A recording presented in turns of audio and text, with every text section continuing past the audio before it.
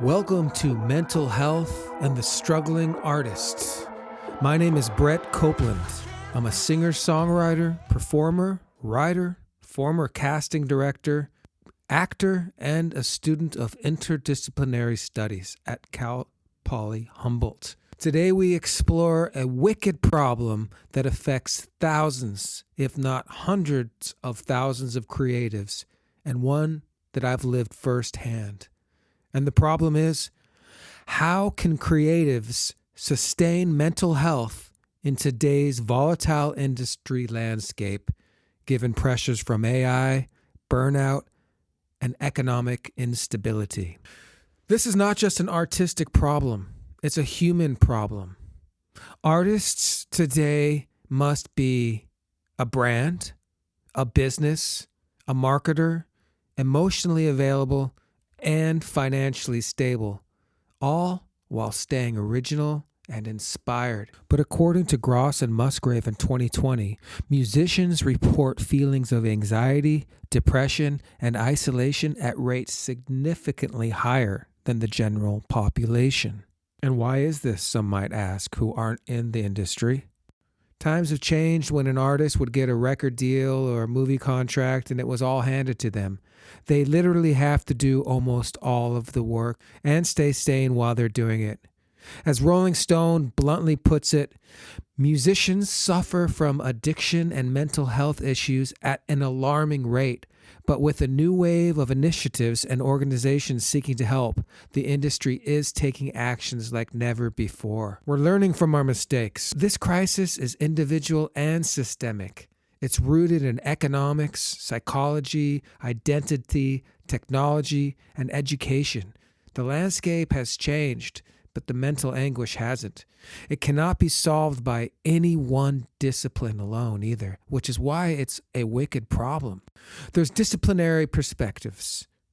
Music and performance, lived experience. The performance culture creates pressure to be on 24/7. This is why identity becomes tied to success, which creates emotional danger when the gigs stop.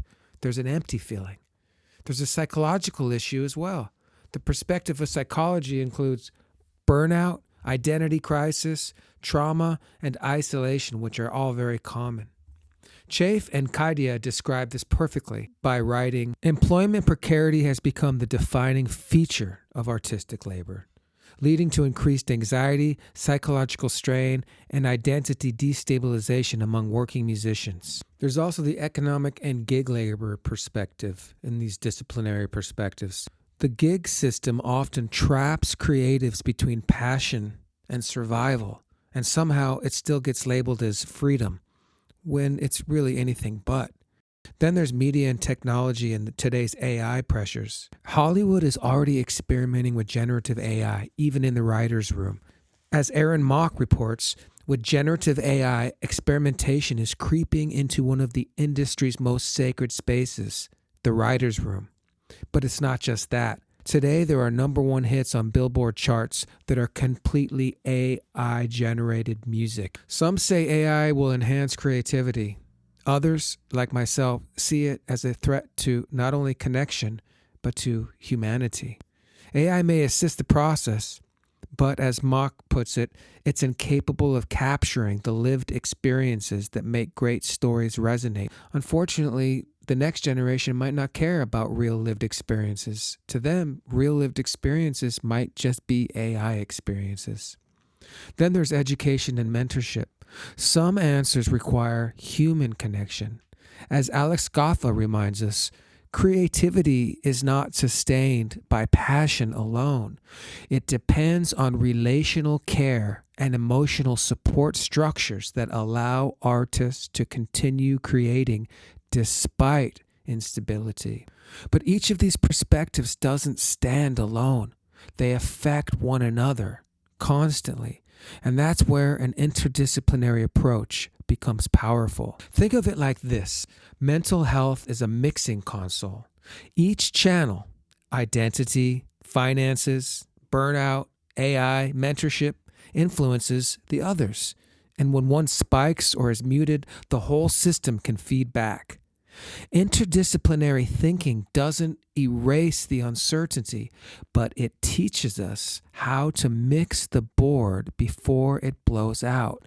It equips us to navigate, to recalibrate, and to stay in the game in a healthy way. And sometimes the most creative choice is to step away from the console entirely, to reset, to return with clearer ears and steadier hands.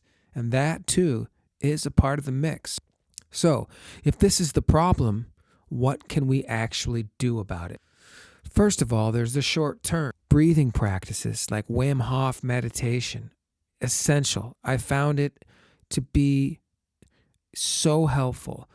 No matter how crazy things get, if you do 3 sessions of Wim Hof meditation, things become a lot more in perspective. Then there's peer support and the creative community, reaching out to others, reaching out to therapists or other artists who are experiencing the same issues. Then there's the education-based mental health resources. But there's also long-term systemic solutions, mentorship frameworks, union protections in the age of AI, and healthcare access for gig-based artists. And maybe most importantly, we need artists who've survived to help guide the ones who are still struggling. As a filmmaker said in the Mock article, as far as original creativity, the human mind is unparalleled. Humans always need to lead those stories.